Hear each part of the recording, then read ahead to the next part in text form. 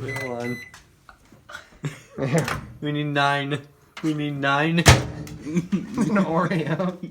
What happens if you cook an Oreo for 9 minutes? Today on Mythbusters, we're gonna find out.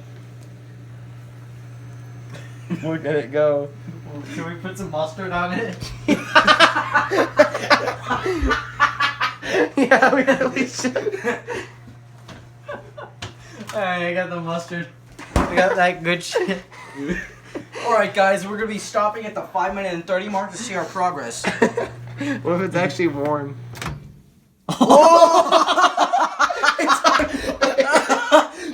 Oh shit!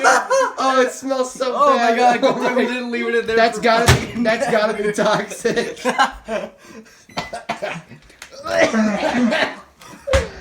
Oh, it smells so bad. What the hell did we do? Microwaved it for like 45 seconds. There's actually a massive burn mark on it. It's cracked. Put some milk on it. Look at it.